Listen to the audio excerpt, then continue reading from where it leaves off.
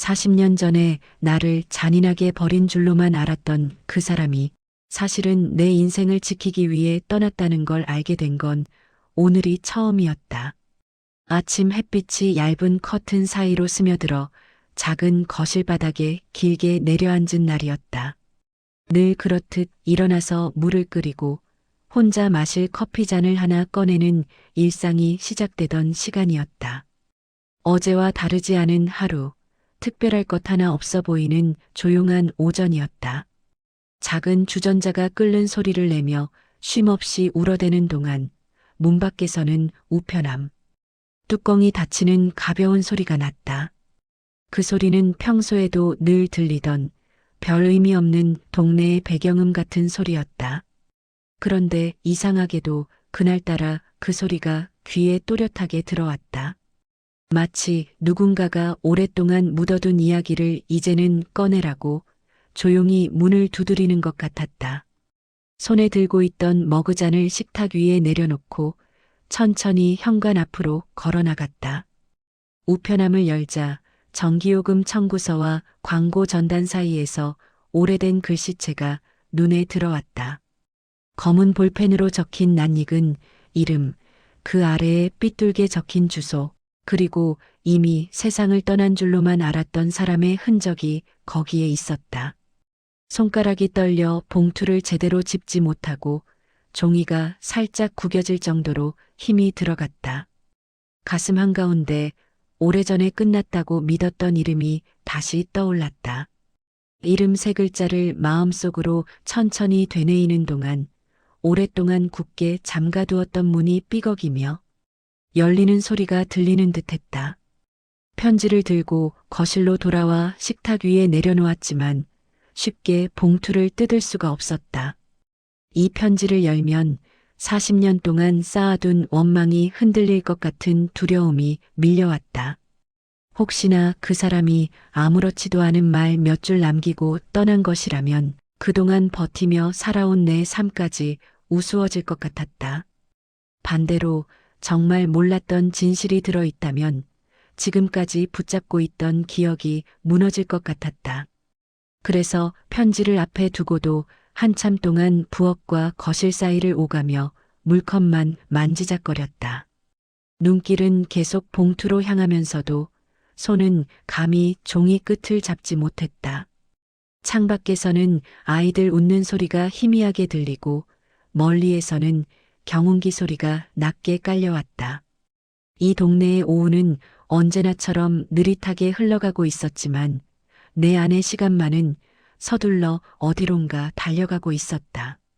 40년 전 마지막으로 그 사람을 기다리던 그 밤의 공기가 갑자기 다시 살아나는 듯했다. 비 내리던 골목, 가로등 아래 서서 발끝을 붙잡고 버티던 젊은 날의 내가 선명하게 떠올랐다. 그날 이후로 단 한 번도 불러보지 않았던 이름이, 그날 이후로 단 한 번도 받지 못했던 편지가 지금 이 작은 식탁 위에 놓여 있었다. 이야기는 아마도 이 봉투의 입구를 여는 순간부터 다시 시작될 것이다. 그렇지만 정작 마음속에서는 그날 밤 끝내 오지 않았던 발자국 소리를 아직도 기다리고 있었다. 테이블 위에 놓인 편지는 말이 없지만 그 침묵이 오히려 나를 재촉하고 있었다. 과거를 그대로 묻어둘지 아니면 40년 동안 잠들어 있던 진실을 깨울지 선택은 내 손끝에 달려 있었다. 나는 천천히 의자에 앉아 떨리는 손으로 편지의 가장자리를 쓰다듬으며 아직 열리지 않은 글 속에 어떤 이야기가 숨겨져 있을지 조용히 떠올렸다. 그날 오후 편지를 앞에 두고도 선뜻 뜯지 못한 채 앉아있던 나는 어느 순간 눈을 감고 깊게 숨을 들이마셨다. 그러자 마치 오래 굳어있던 기억의 문이 서서히 열리듯 청춘 시절의 한 장면이 천천히 떠올랐다. 20살 무렵 아직 세상이 선명하고 미래가 눈부시게 빛나던 시절이었다. 그때의 나는 지금보다 훨씬 활달했고 무엇보다 누군가를 사랑하는 일에 서툴면서도 두려움이 없었다. 골목 끝 작은 공방에서 일을 하다가도 퇴근 시간이 가까워지면 괜히 가슴이 두근거렸다. 약속 장소에 먼저 도착해 숨을 고르며 서 있으면 멀리서 자전거 페달 소리가 들리곤 했다. 그 소리에 고개를 돌리면 땀에 젖은 머리칼을 손등으로 쓱 넘기며 나를 향해 웃던 준호의 얼굴이 있었다. 그 웃음은 이상하게도 마음 한구석 깊은 곳까지 단숨에 스며드는 햇살 같았다. 우리는 돈이 없어도 행복했고 가진 게 없어도 허기지지 않았다. 여름이면 강둑길을 걸으며 아이스크림 하나를 나눠 먹었고 겨울이면 허름한 구두방 골목에서 김이 모락모락 나는 고구마를 사 먹으며 서로의 손을 꼭 잡았다. 그 당시에 나는 그 손을 영원히 놓지 않을 거라고 믿었고 그는 나에게 언젠가 더 나은 사람이 되겠다며 조심스러운 약속을 건네곤 했다.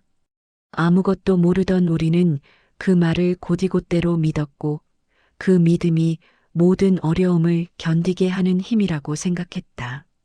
하지만 어느 순간부터 준호의 표정은 조금씩 달라졌다. 웃고 있는 듯해도 말끝이 가늘게 떨렸고 나와 눈을 마주치면 잠시 피하며 먼 곳을 바라보는 일이 잦아졌다. 휴대전화도 없던 시절이라 연락이 닿지 않으면 이유를 알 방법조차 없었다. 나는 그의 그런 변화를 알아채면서도 혹시 내가 뭔가를 잘못한 건 아닐까 하고 혼자서 마음을 졸였다. 그럼에도 불구하고 어느 날 그는 내 손을 잡고 한적한 공원 벤치에 앉아 말했다. 선영아, 내가 조금 바빠져서 요즘 정신이 없어서 그래. 걱정하지 마. 그 말은 분명 날 안심시키려는 목소리였지만 그 안에 묻혀있던 불안은 숨기기엔 너무 컸다. 가난 때문에 힘든 걸까? 집안에 무슨 일이 생긴 걸까? 여러 생각이 떠올랐지만 그는 끝까지 말하지 않았다. 그 무렵부터 우리 관계는 이상하게도 작은 금이 가기 시작했다. 약속을 취소하는 날이 잦아졌고 만나더라도 오래 있지 않고 금세 헤어졌다. 헤어질 때마다 그는 꼭 한 번씩 내 손을 꼭 잡고 오래도록 놓지 않았는데 그 손길에는 설명하기 어려운 불안과 다짐이 섞여 있는 듯했다. 나는 왜 그랬는지 모르지만 그 손을 잡을 때마다 왠지 모르게 두려움이 가슴 깊이 스며들었다. 그러던 어느 날 우리 사이에 조용한 장막이 완전히 내려앉았다. 나는 약속 장소에서 오래 기다렸고 바람이 차갑게 불어오는 그 자리에서 밤이 깊도록 서 있었다. 그러나 그날 이후 준호는 끝내 나타나지 않았고 내가 알고 있던 그의 모든 흔적은 사라져버렸다. 집으로 돌아가는 길에서 어쩌면 이 사랑이 여기서 끝났다는 예감을 처음으로 느꼈다. 그때부터 나는 오랫동안 마음을 닫아버렸다. 그가 떠난 이유도 모른 채 세상에서 가장 잔인한 이별을 혼자 견뎌야 했다. 그러나 그 모든 기억이 지금 내 앞에 이 편지 한 통으로 다시 불려 나오는 듯했다. 마치 청춘의 잔해가 먼지를 털고 일어나 다시 나를 바라보는 것처럼 오래 묵은 감정이 천천히 모습을 드러냈다. 나는 편지를 아직 열지 않았지만 이미 마음의 한쪽이 서서히 흔들리고 있었다.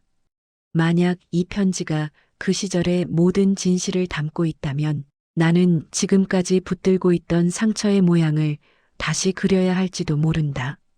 청춘 시절 가장 뜨겁게 사랑했던 순간들이 다시 눈앞에 나타나며 나는 오래된 자신의 모습을 마주하기 시작했다. 그리고 그 속에서 아직 꺼내지 못한 이야기 하나가 나를 향해 조용히 손을 흔들고 있었다. 그날은 유난히 바람이 차가웠다. 봄이 막 끝나갈 무렵이었지만 이상하게도 해가 지고 난 뒤엔 겨울처럼 서늘한 공기가 골목마다 스며들었다. 나는 늘 그랬듯 준호와 만나기로 한 작은 다리 앞에서 먼저 도착해 있었다. 하루 종일 가슴이 괜히 두근거려서 약속 시간보다 한참 일찍 집을 나섰던 날이었다. 저녁 노을 아래에서 한참을 서 있다가 혹시나 하는 마음에 주머니 속 손거울로 머리를 정리하고 옷깃을 다듬었다. 준호는 늦어도 늘 미리 연락을 주곤 했지만 그날은 아무 연락도 없었다. 그래서 나는 조금 걱정하면서도 바쁜 일이 있겠지 하며 스스로를 달래고 있었다. 그러나 시간이 흐를수록 그 불안은 점점 더 선명한 모습으로 다가오기 시작했다. 약속 시간에서 10분이 지나고 20분이 지나고 하늘이 완전히 어둠으로 물들기 시작한 지점까지 나는 그 자리를 떠나지 못했다. 바람이 불 때마다 가로등 아래 떨어진 꽃잎이 팔 위에 스쳐 지나는 게 느껴졌다.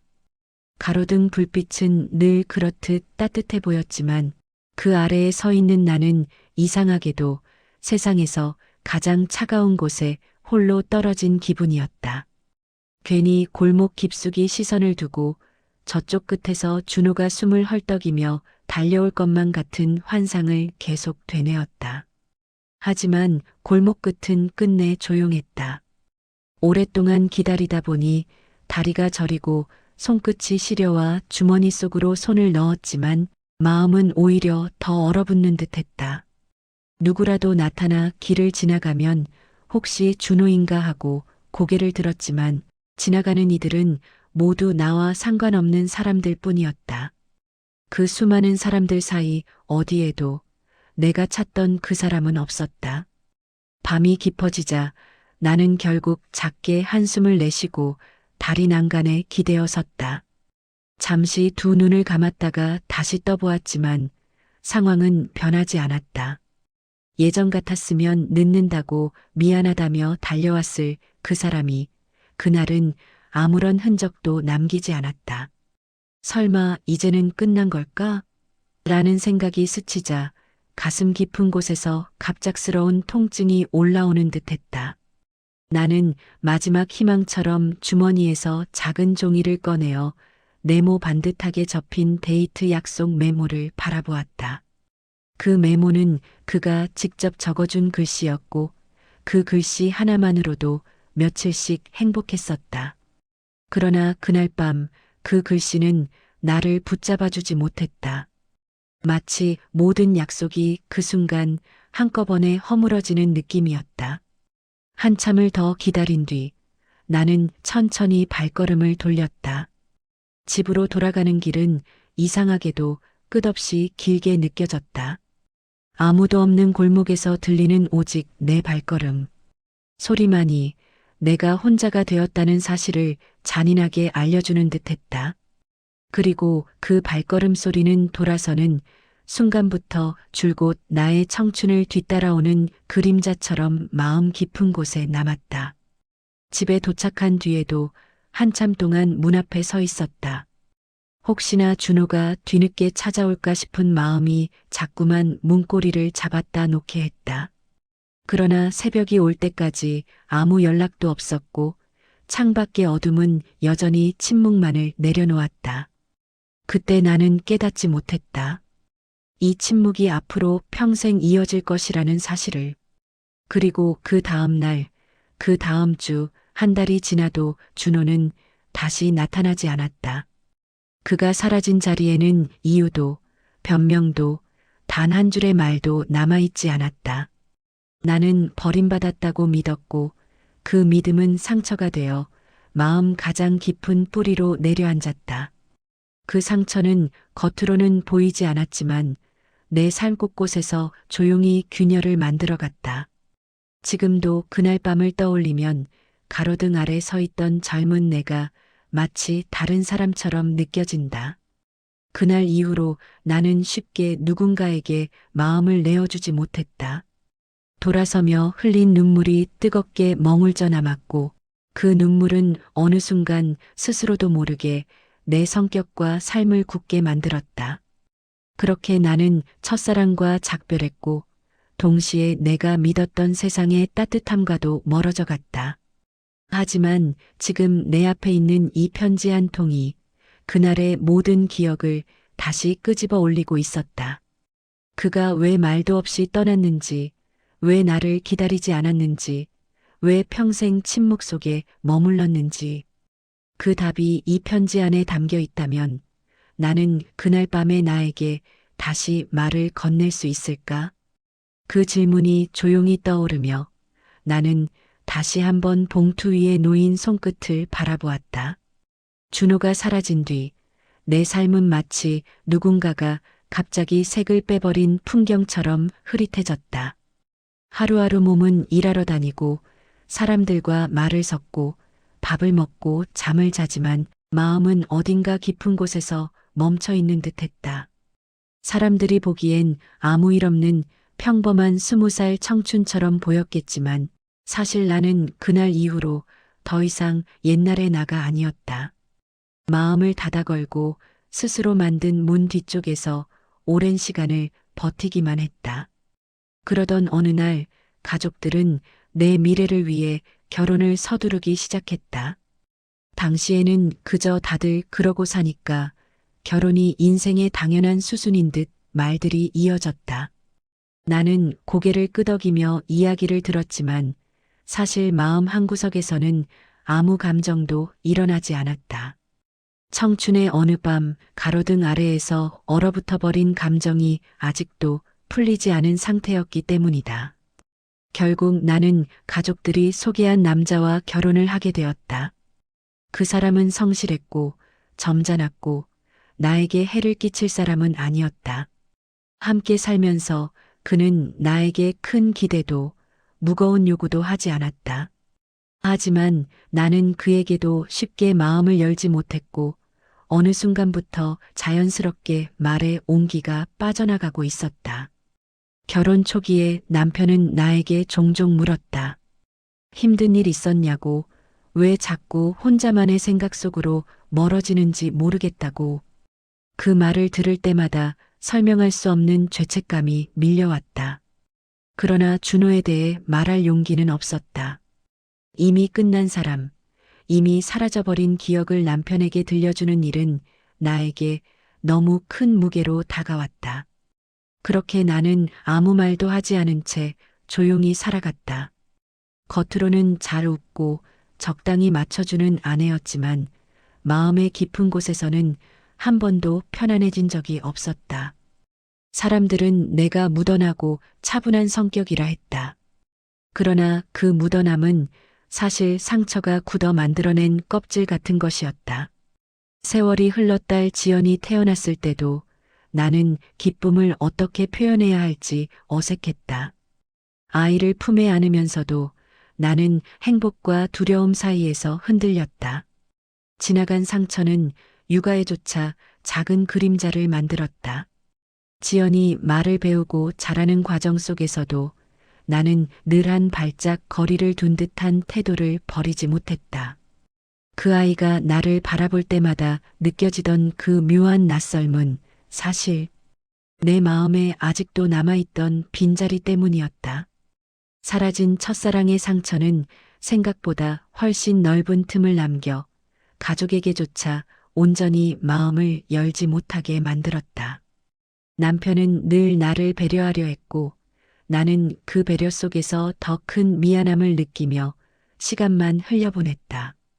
그렇게 서로에게 상처를 주지 않으려 노력하면서도 결국 마음은 얇은 벽 하나 사이에 두고 멀어져 있었다. 남편이 먼저 세상을 떠난 날 나는 의외로 눈물이 쉽게 나오지 않았다. 슬픔이 없었던 게 아니라 마음속에 쌓인 감정들이 너무 오래 굳어버려 쉽게 흐르지 않았던 것이다. 그 사실을 깨달았을 때 나는 스스로에게 놀랐고 한편으로는 막막함이 밀려왔다. 왜 이렇게까지 마음이 말라버렸을까? 언제부터 이렇게 단단해지고 어두워졌을까? 돌아보니 결국 그 시작은 사라진 준호의 그림자였다. 남편이 세상을 떠난 뒤 나는 작은 아파트에서 홀로 지내기 시작했다. 고요한 방 안에서 혼자 보내는 시간은 나를 다시 나와 마주하게 만들었다. 벽 한쪽에 걸린 사진들, 식탁 위에 놓인 약봉지와 안경, 오래된 라디오의 작은 잡음까지 모든 것이 조용히 가지만 꾸준히 나에게 말을 걸어왔다. 그러던 중 딸 지연은 종종 찾아와 내 냉랭한 태도에 서운함을 드러내곤 했다. 엄마는 왜 감정을 잘 표현하지 않느냐고, 왜 자꾸 나와 거리를 두는 것처럼 느껴지느냐고. 그 말을 들을 때마다 나는 가슴이 시려왔지만 어떻게 설명해야 할지 알 수 없었다. 그러나 지금 내 앞에 놓인 이 편지 하나가 그 모든 세월을 천천히 풀어내려 하고 있었다. 지금까지 내 삶을 굳게 만든 상처의 근원이 무엇이었는지, 왜 마음을 닫아버리게 되었는지, 그 답이 이 봉투 속에 있다면 나는 내 삶의 많은 조각들을 처음부터 다시 바라봐야 할지도 모른다. 준호가 사라졌던 그날 밤의 감정들이 이 편지를 기점으로 다시 움직이기 시작하고 있었다. 그리고 비로소 나는 깨닫기 시작했다. 내가 버림받았다고 믿어온 세월은 어쩌면 누군가의 희생으로 지켜졌던 시간일지도 모른다는 사실을. 이 작은 봉투 하나가 내 인생의 긴 터널을 지나온 감정을 다시 깨우며 어디선가 조용히 나를 이끌고 있었다. 이제 나는 그 편지를 열어야 한다는 걸 마음 깊은 곳에서 아주 천천히 느끼고 있었다. 편지를 식탁 위에 올려둔 채 나는 한동안 자리에 앉지도 서지도 못하고 부엌과 거실을 몇 번이고 오갔다. 어쩌면 지금 이 순간이 40년 동안 단 한 번도 마주할 용기가 없었던 벽 앞에 선 첫 번째 시간이었을지도 모른다. 종이 봉투 하나가 이렇게 무거운 존재가 될 줄은 젊은 시절의 나는 상상도 하지 못했을 것이다. 하지만 지금의 나는 봉투의 얇은 질감만 손끝에 닿아도 심장이 터질 듯 뛰어올랐다. 식탁 의자를 끌고 앉았다가 다시 자리에서 벌떡 일어나는 행동을 몇 번이나 반복했다. 자리에 앉기만 하면 편지 위로 눈길이 떨어져 내려갔고 그때마다 가슴 깊은 곳에서 묵혀온 두려움이 몰려왔다. 혹시 편지 속에 내가 견디지 못할 진실이 들어있다면 어떡하나 하는 마음. 반대로 아무것도 아닌 말 몇 줄이라면 그동안 붙들고 살아온 내 인생이 너무도 허무해질 것 같은 불안함. 두 감정이 끝없이 뒤엉켜 나를 붙잡았다. 편지를 가만히 바라보고 있자니 식탁 위 조명이 종이에 은은하게 반사되며 오히려 그 봉투를 더 또렷하게 드러냈다. 이름 석자가 선명했다. 마음속에서 한 번도 지워지지 않았던 이름, 40년 동안 부르지 못한 이름, 그리고 이제는 이 세상에 없는 이름. 억눌러왔던 감정이 모골대 쪽으로 서서히 밀려오며 오래된 통증처럼 스며들었다. 읽지 말까, 그냥 버릴까. 작게 중얼거린 말이 허공으로 흩어지자 뜻밖에도 그 말이 내게 더 깊은 공포감을 안겼다. 버린다는 선택을 하는 순간 나는 영원히 그날의 진실을 알 수 없게 된다. 그 말은 곧 젊은 날에 내가 끝까지 짊어지고 살아온 상처를 영원히 미완성으로 남기겠다는 말이기도 했다. 이제 와서 그 무게를 계속 견딜 수 있을까 하는 생각이 스쳐 지나갔다. 결국 나는 코트를 걸치고 바깥으로 나갔다. 무작정 걷다 보니 경로당 앞 벤치에 도착해 있었다. 그곳에는 평소처럼 박노인이 신문을 접어들고 앉아 있었다. 나는 그의 옆에 조용히 앉았고 벼랑간 편지가 왔다고 말하고 말았다. 박노인은 처음에는 아무 말 없이 고개만 끄덕였다. 그러다가 천천히 신문을 접어 무릎 위에 내려놓더니 한숨 섞인 목소리로 조용히 말했다. 한 번은 읽어보셔야지요. 안 읽으면 평생 그 자리에 그대로 있을 겁니다. 그 말은 가볍게 들렸지만 마치 오래된 문을 천천히 여는 짧은 문장이었다. 나는 박노인의 얼굴을 바라보았다. 그의 눈빛 속에는 내가 미처 알지 못했던 종류의 쓸쓸함과 시간이 만든 깊은 이해가 함께 깃들어 있었다. 그 표정은 마치 그 역시 지나온 삶 어딘가에서 놓치고 온 사람이 있었음을 말하는 듯했다. 그의 짧은 한마디가 의외로 나의 흔들리던 마음을 조금씩 밀어주고 있었다. 집으로 돌아오는 길, 나는 묘한 고요함에 잠겼다. 따뜻한 햇살이 골목 옆 오래된 벽돌 위에 차분히 내려앉아 있었고, 멀리서 아이들 웃음소리가 바람에 섞여 들려왔다. 그 풍경들은 모두 평소와 동일했지만 오늘은 그 속에 내가 오래 묻어둔 감정이 겹쳐져 더 낯설게 느껴졌다. 마치 세상이 나에게 이제는 마주할 때가 됐다고 조용히 속삭이는 것 같았다. 집에 도착해 나는 다시 식탁 앞에 앉았다. 편지는 아까와 똑같이 나를 향해 놓여 있는데 이상하게도 방 안의 공기가 조금 달라져 보였다. 손을 뻗어 봉투 가장자리를 천천히 쓸어내리자 그동안 망설이던 마음이 아주 조금씩 풀리는 느낌이 들었다. 그리고 마침내 손가락 끝이 봉투의 끄트머리를 잡았다. 천천히 아주 조심스럽게 종이를 들어 올리는 동안 손끝은 미세하게 떨리고 있었다. 40년 동안 단 한 줄도 들을 수 없었던 목소리가 이 속에 담겨 있을까? 혹은 내가 상상조차 하지 못한 진실이 이 얇은 종이 아래에서 꿈틀거리고 있을까? 숨을 내쉴 때마다 가슴이 서늘하게 떨렸다. 봉투의 입구를 조금 벌려보았을 때 종이 한 장의 가장자리가 모습을 드러냈다. 그 순간 나는 40년의 시간을 가로지르는 문턱에 서 있는 기분을 느꼈다. 이제 이 문턱을 넘으면 영원히 묻어두었던 청춘의 상처와 마주하게 될 것이다. 하지만 뒤돌아가기에는 이미 너무 많은 시간이 지나 있었다. 나는 천천히 고개를 들고 숨을 깊게 내쉰 뒤 편지 속에 적힌 첫 문장을 읽을 준비를 했다. 그 문장 안에는 내가 살아온 인생의 절반이 뒤집힐 수도 있는 힘이 담겨 있을지 모른다. 그리고 그 문장은 어쩌면 내가 그동안 찾지 못한 시간의 퍼즐 조각을 차분히 맞춰줄지도 모른다. 지금 내 손은 떨리고 있었지만 마음은 비로소 편지의 진심을 받아들일 준비를 하고 있었다. 그 순간 나는 알았다. 이제는 읽을 때라는 것을. 그리고 그 읽음이 내 모든 시간을 다시 움직이게 할 것이라는 사실을.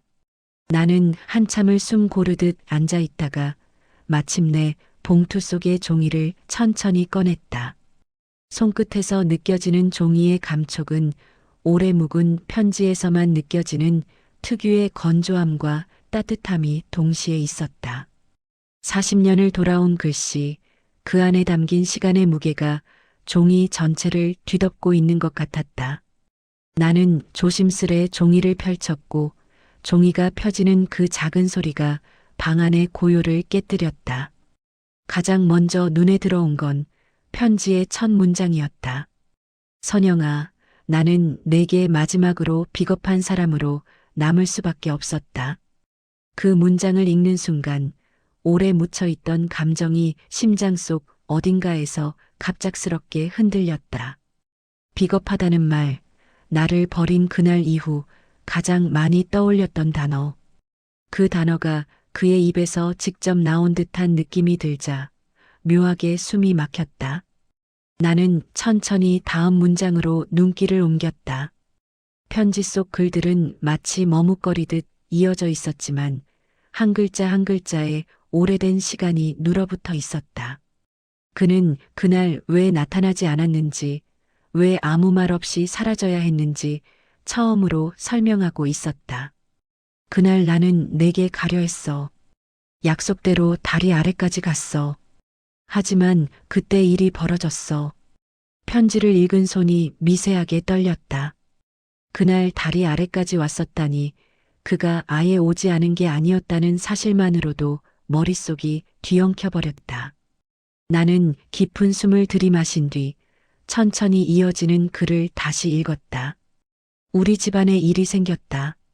아버지가 급하게 병원에 실려갔고 그날 밤 나는 모든 걸 한순간에 잃을 뻔했다.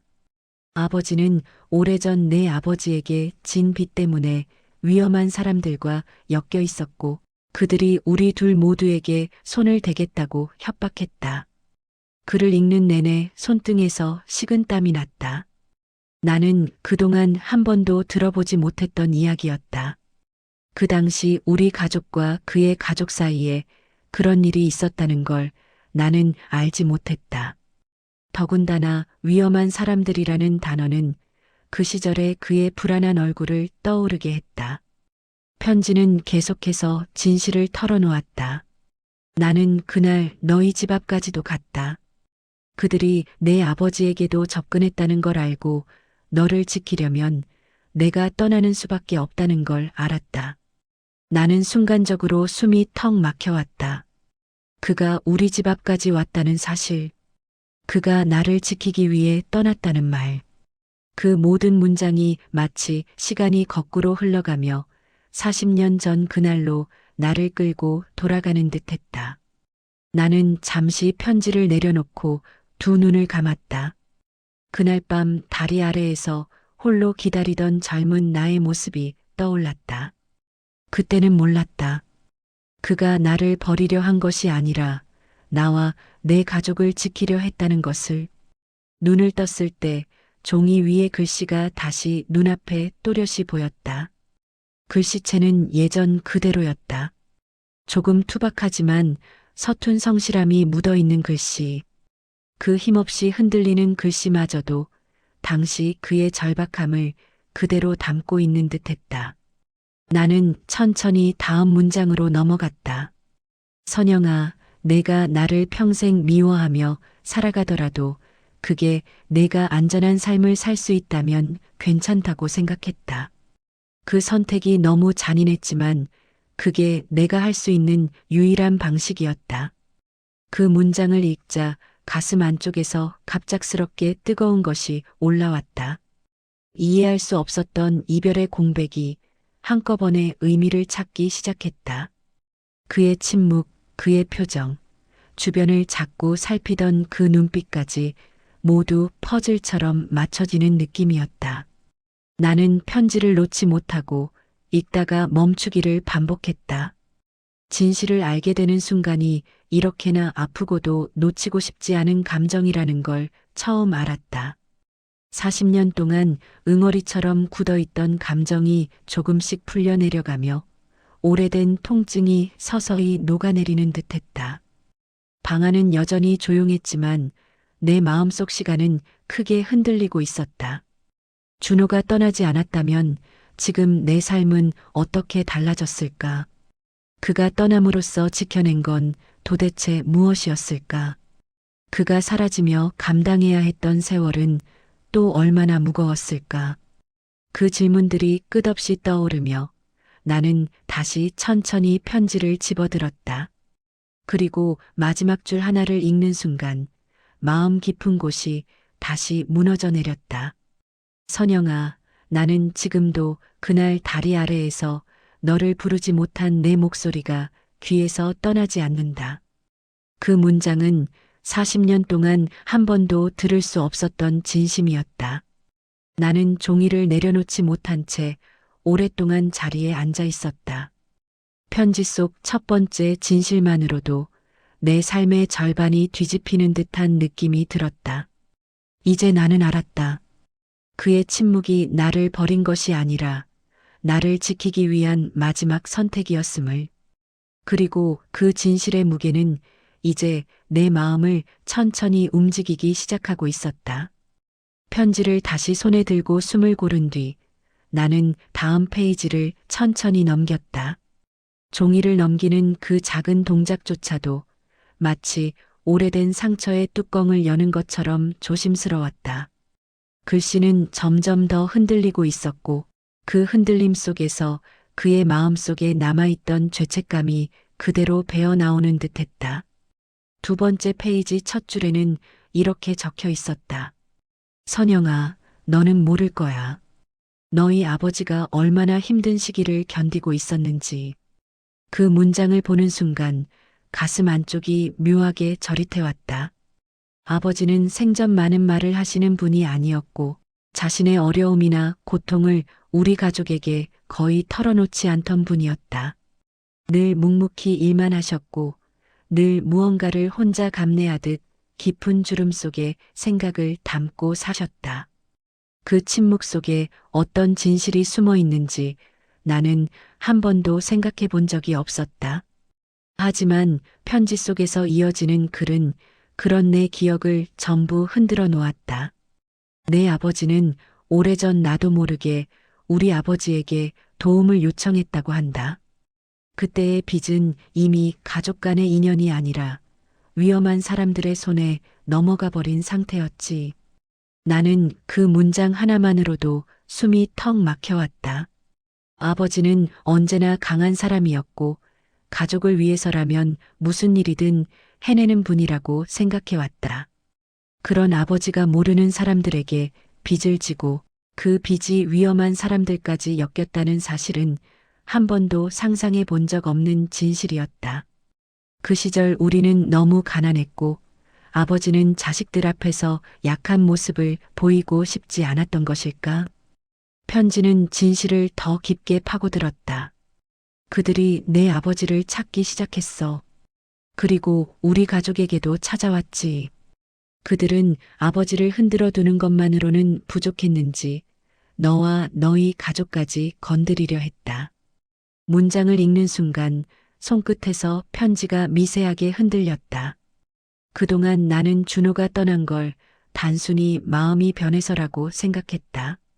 하지만 이 문장 하나로 그의 두려움과 절박함이 한순간에 현실처럼 다가왔다.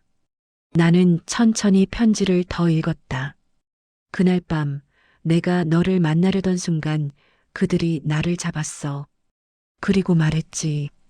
내가 계속 그 여자를 만나면 그 집안까지 우리가 처리하겠다고. 그 글을 읽고 있는 내 손목이 파르르 떨렸다. 40년 전 그날 나는 다리 아래에서 혼자 기다리고 있었지만 준호는 그 순간에도 싸우고 있었던 것이다. 나를 지키기 위해, 우리 가족을 지키기 위해 누군가의 협박을 혼자 견디고 있었다는 사실이 너무도 생생하게 느껴졌다. 내가 몰랐던 그의 고통이 마치 시간이 뒤틀린 듯 현재의 내 앞에서 다시 펼쳐지고 있었다. 그의 입술이 떨리고 숨소리가 거칠어지고 그의 손이 땀에 젖어 있는 모습까지 상상이 될 만큼 선명했다. 그가 그날 얼마나 두려웠을지, 얼마나 절망했을지 비로소 가슴 깊이 느껴졌다. 편지는 계속해서 진실을 쏟아냈다. 내 아버지는 평생 너희 가족을 지키려고 살아온 분이었어. 그런 아버지에게 더 이상 무겁게 하지 말라고 나는 내가 너를 떠나는 것이 최선이라고 생각했어. 그 문장을 읽는 순간 내 눈가가 뜨겁게 젖어들었다. 아버지는 그런 일을 단 한 번도 내색하지 않았다. 나는 그저 화목한 가장이라고만 생각했고 그 뒤편에 숨어 있던 고단한 현실을 상상조차 하지 못했다. 그 침묵은 강함이 아니라 가족을 지키기 위한 마음의 마지막 성벽이었는지도 몰랐다. 그리고 다음 줄에서 나는 다시 한번 숨을 삼켰다. 선영아, 내가 나를 미워해도 괜찮았다. 내가 나를 잊어도 괜찮았다. 하지만 너희 가족이 어떤 위험에도 노출되지 않게 하려면 내가 떠나는 수밖에 없었다. 그 문장은 마치 오래된 죄책감이 종이 위에서 흐르는 것처럼 글씨 사이사이에 절박함이 배어 있었다. 그동안 나는 버려졌다고만 생각했는데 사실은 그가 가장 사랑했던 사람을 보호하기 위한 선택이었다는 사실이 가슴을 세게 흔들었다. 나는 그동안 준호를 원망하고 잊혔다고 생각하며 살아왔다. 하지만 그가 떠난 건 우리가 약해서도 나를 떠나고 싶어서도 아니었다. 그는 그 시절 누구도 대신할 수 없는 책임을 혼자 짊어지고 있었다. 그리고 그 선택의 대가로 평생 사랑했던 사람을 보내야 했다. 방 안의 공기가 갑자기 무겁게 느껴졌다. 편지를 읽는 동안 오래 묻어두었던 원망과 아픔이 한꺼번에 끌어올랐다가 다시 가라앉는 감정의 소용돌이가 이어졌다. 이제 나는 알고 있었다. 그날의 이별은 결코 단순한 이별이 아니었다. 그는 사랑을 버린 것이 아니라 사랑을 지키기 위해 자신을 버린 사람이었다. 나는 편지를 접지도 못한 채 그냥 손에 잡고 한참 동안 그대로 있었다. 이 편지 속 진실이 너무 커서 마음이 다 따라잡지 못하는 기분이었다. 그리고 조용한 방 안에서 아주 천천히 깨닫기 시작했다. 내가 평생 믿어온 사라짐의 의미가 완전히 뒤집히고 있다는 사실을, 그의 이별은 비겁함이 아니라 용기였다는 사실을, 그리고 그 용기는 40년 동안 그를 고독하게 만들었을 것이고, 나 역시 그 고독을 모른 채 상처만 품고 살아왔다는 사실을. 아직 편지에는 더 많은 이야기가 남아 있었다. 나는 눈을 천천히 감았다가 떠올리며 다음 페이지로 마음을 준비했다. 이제 남은 진실을 외면할 수 없었다. 편지의 다음 장을 넘기는 순간 종이 끝에 묻어있던 오래된 시간마저 손끝에서 묵직하게 느껴졌다. 앞쪽 페이지들이 지난날의 진실을 드러냈다면 이제부터는 준호의 마음속에서도 가장 깊은 곳을 꺼내는 부분일 것이다. 나는 긴 숨을 들이마신 뒤 떨리는 손으로 조심스레 다음 문장을 읽기 시작했다. 선영아, 이 편지를 쓰는 동안도 나는 계속 망설였다. 너에게 이런 진실을 알려야 하는지 아니면 그대로 묻고 가야 하는지. 문장을 보는 순간 가슴이 서늘하게 조여들었다. 그의 오랜 침묵이 어떤 고민 위에 세워졌는지 그 망설임의 그림자가 종이 위에 그대로 묻어 있었다. 사람은 깊이 사랑하면 사랑할수록 말 한마디조차 조심스러워지는 법이다. 그가 남긴 글의 떨림조차 나를 여전히 다치게 하고 싶지 않았던 마음의 잔향처럼 느껴졌다. 내 삶이 내 이야기에 또다시 흔들릴까 두려웠어. 이 편지는 내 마지막 시간이 다가오고 있다는 걸 느꼈을 때 비로소 쓰기 시작했다. 그 문장 하나만으로도 손끝이 얼어붙었다. 그가 이 편지를 썼을 때 이미 그의 삶이 얼마 남지 않았다는 사실, 그가 떠나기 전 마지막으로 남긴 말이라는 사실이 무겁고 조용하게 방 안 공기를 내려앉게 했다. 나는 잠시 편지를 내려놓고 두 손으로 얼굴을 감싸쥐었다. 그가 쓴 글의 온도가, 마지막이라는 무게가 너무도 선명하게 전해져서 다시 종이를 들어 올렸을 때 글씨는 조금 더 거칠고 흐려져 있었다. 마치 마지막 힘으로 쓴 듯 줄 사이사이가 흔들리고 있었다. 선영아, 너를 떠난 그날 이후 나는 하루도 편하게 잠들지 못했다. 내가 나를 원망하며 지낸 시간들이 나에게는 벌이었다. 그 글자들을 읽으면서 내 속에서 오래된 무언가가 무너져 내렸다. 40년 동안 버림받았다라고 믿어온 그 상처가 한순간에 다른 의미로 뒤집히고 있었다. 그는 떠난 것이 아니라 그날부터 스스로에게 벌을 안고 살았던 것이다. 하지만 내가 안전하게 살아가고 있다는 사실 하나만은 나에게 유일하게 위로가 되었다. 나는 그 문장 앞에서 한동안 눈을 떼지 못했다. 생각해보니 준호는 한 번도 내 앞에 다시 나타난 적이 없었다. 단 한 번도 나의 삶을 흔들지 않았고, 나를 불러내지도 않았고, 나를 붙잡지도 않았다. 그 침묵은 잊어서가 아니라 지키기 위한 선택이었다는 사실이 지금에서야 비로소 가슴 깊은 곳에 새겨지고 있었다. 그의 마지막 이야기는 조금 더 조심스럽고 조용하게 이어졌다. 너를 멀리서 지켜본 적이 있다.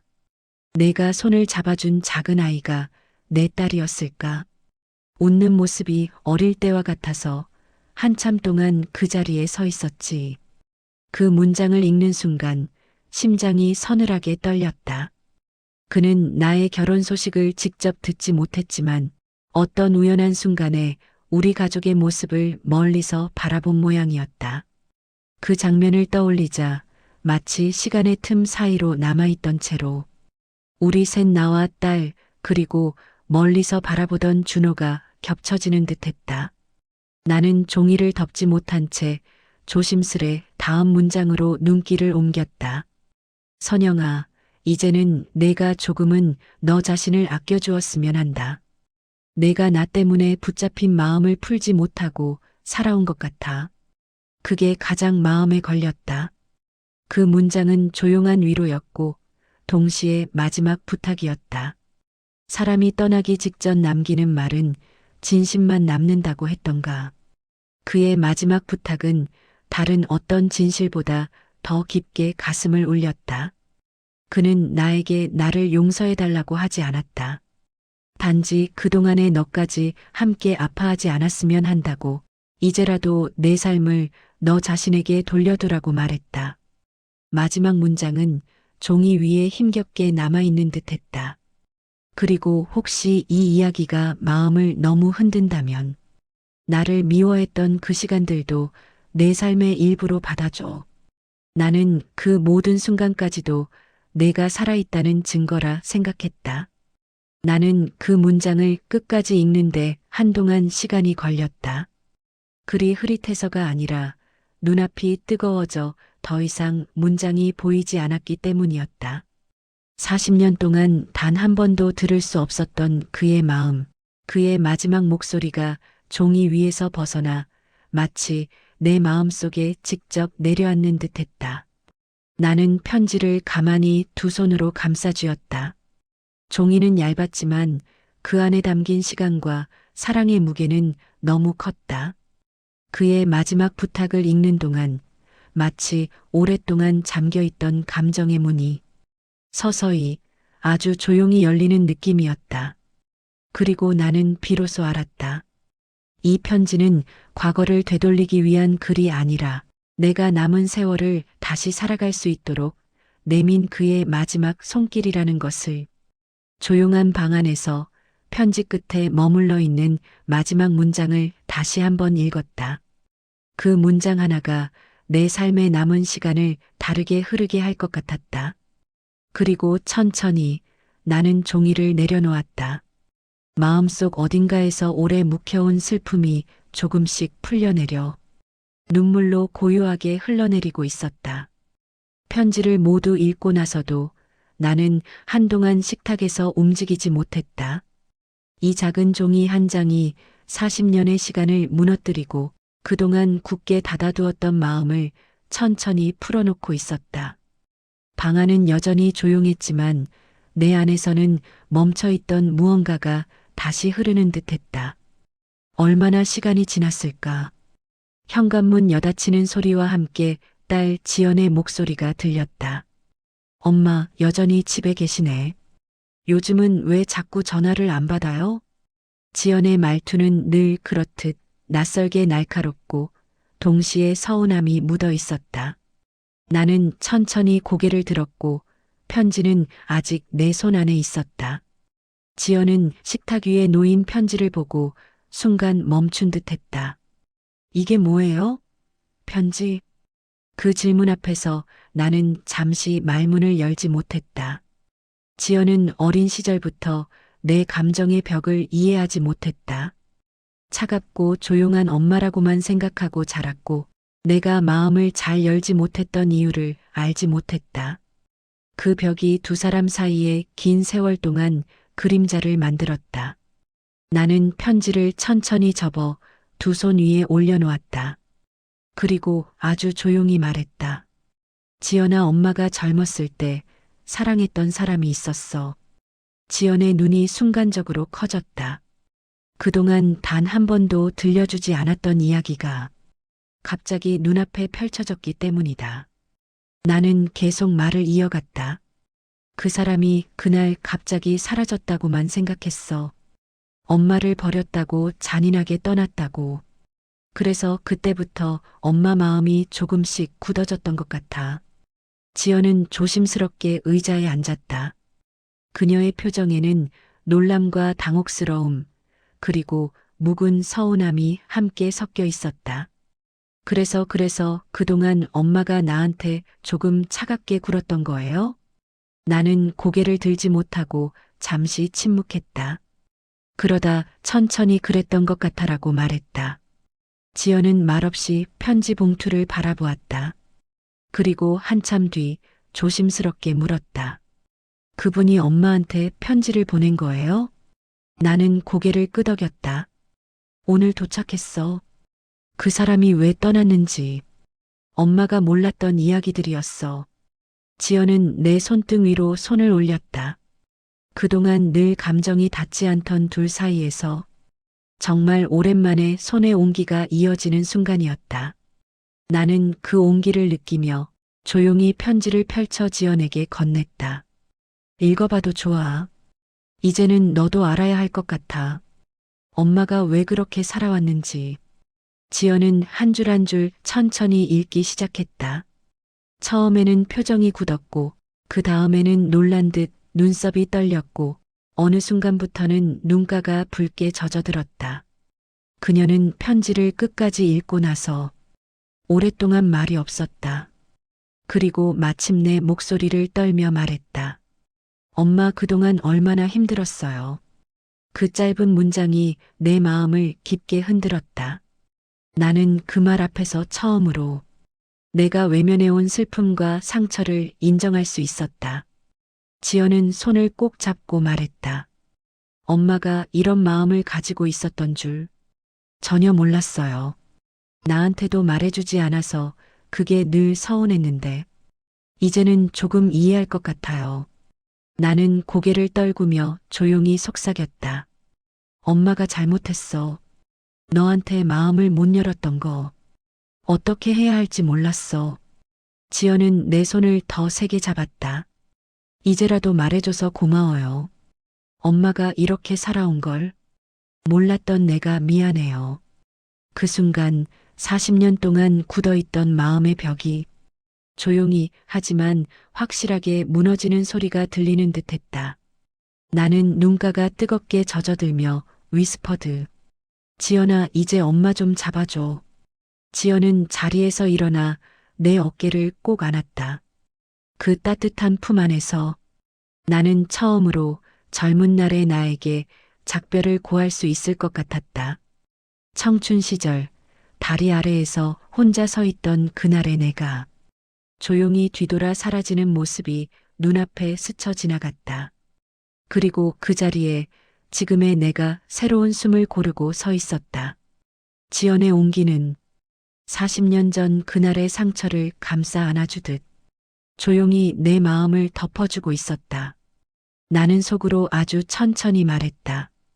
그래, 이제는 놓아도 되겠구나. 그 말은 준호에게도, 젊은 날의 나에게도, 그리고 지금의 나에게도 해주는 마지막 인사처럼 들렸다. 이제 남은 건 준호의 마지막 흔적을 정리하는 일뿐이었다. 그리고 그 과정이 내 남은 삶을 완전히 다른 빛으로 바꿔놓을지도 모른다는 걸 나는 어렴풋이 알고 있었다. 지연이 돌아가고 난 뒤 집안에는 오랜만에 따뜻한 기운이 머물러 있는 듯했다. 딸이 남긴 온기가 식탁 위와 거실 곳곳에 잔잔하게 번져 있었고 나는 그 기운 속에서 한참이나 그대로 앉아 있었다. 불 꺼진 방 안에서 창문 너머로 서서히 저물어가는 햇빛이 들어오며 편지 위에 부드럽게 내려앉았다. 나는 천천히 편지를 다시 들었다. 마지막 장에 적힌 준호의 글씨가 조용히 흔들리고 있었다. 그의 가장 깊은 진심, 가장 솔직한 마음이 담긴 마지막 글자들이 내 안에서 아주 오래된 슬픔과 함께 새롭게 움직이고 있었다. 한동안 나는 편지를 가만히 쓸어내리며 이 얇은 종이가 내 인생의 절반을 다시 설명해 준다는 사실을 되새겼다. 원망으로 굳어있던 세월, 그 세월이 사실은 누군가의 희생 위에 놓여 있었다는 걸 나는 이제야 깨달았다. 그리고 그 진실을 알게 된 이상 그동안 붙잡고 있던 상처도 함께 흘러내려야 한다는 걸 알고 있었다. 해질녘의 빛이 식탁 모서리를 금빛으로 물들이고 있었다. 나는 천천히 자리에서 일어나 작은 서랍을 열었다. 오래전에 남편의 시계를 넣어두었던 나무 상자, 그리고 지연이 어릴 때 그려준 크레파스 그림과 사라진 첫사랑에게서 받은 작은 조각물들이 함께 들어있는 상자였다. 그 상자를 꺼내 식탁 위에 올려놓았다. 뚜껑을 여는 순간 나무에서 은은한 향이 올라왔다. 그 향은 오래된 시간의 냄새였고 한 사람이 살아온 모든 흔적이 담긴 냄새이기도 했다. 나는 편지를 접어 그 상자 안 한쪽에 조심스럽게 넣었다. 마음 한가운데 오래 남아있던 원망과 서름, 그리고 그 모든 감정에 가려져 있던 그리움까지 함께 눕혀두는 느낌이었다. 상자를 닫는 동안 마치 내 안의 오랜 이야기가 조용히 끝나는 소리가 들리는 듯했다. 혹은 다시 시작되는 소리였는지도 모른다. 이제 나는 알았다. 누구의 그림자도 두려워하지 않아도 되는 시간으로 나아가고 있다는 것을. 창문 밖의 노을은 서서히 붉은 빛을 잃어가며 퍼져나가고 있었다. 나는 그 빛을 가만히 바라보며 속으로 중얼거렸다. 준호야, 이제 됐어. 그동안 고생 많았어. 그 말은 그에게 전하는 인사였고 젊은 시절 미처 다치기만 했던 나에게 보내는 위로이기도 했다. 그리고 동시에 이제는 남은 삶을 스스로의 마음을 위해 살겠다는 조용한 다짐이기도 했다. 나는 창가에 걸터 앉아 노을이 완전히 사라질 때까지 천천히 숨을 고르며 앉아 있었다. 40년 동안 한 번도 하지 못했던 작별을 오늘에서야 비로소 마음속에서 조용히 끝낼 수 있었다. 어둠이 완전히 내려앉을 때 나는 천천히 불을 켰다. 방 안은 따뜻한 노란빛으로 채워졌고 그 속에서 나는 처음으로 마음이 가벼워지는 감정을 느꼈다. 사랑은 때때로 떠나며 남겨진 사람을 아프게 하지만 또 때로는 떠난 뒤에도 마음을 지켜주는 방식으로 머물러 있기도 한다. 나는 이제 그 사실을 알게 되었다. 오늘의 이 작별은 아픔이 아니라 오래된 사랑이 내게 전해준 마지막 온기였다. 그리고 아주 작은 미소를 지으며 나는 상자 위에 손을 포개었다. 그 안에는 지난 시절의 눈물, 사랑, 상처, 용서, 그리고 화해가 함께 담겨 있었다. 그것들을 마주한 나는 드디어 새로운 숨을 내쉴 수 있었다. 그리고 조용히 마지막으로 속삭였다. 이제는 내 삶을 살아볼게. 정말로. 창밖의 바람이 작은 소리를 내며 지나갔다. 마치 오랜 세월 뒤에야 전해지는 작별 인사처럼 드라마의 마지막 장면을 덮는 부드러운 손길처럼 느껴졌다. 그리고 나는 마음속으로 천천히 문을 닫았다. 이 이야기가 마음속 깊은 곳을 살짝 건드렸다면 잠시 쉬어가는 의미로 좋아요를 남겨주셔도 좋겠습니다. 그리고 이런 조용한 황혼의 이야기들을 앞으로도 함께 듣고 싶으시다면 조금 천천히 구독으로 곁에 머물러 주세요. 지금까지 황혼의 극장이었습니다.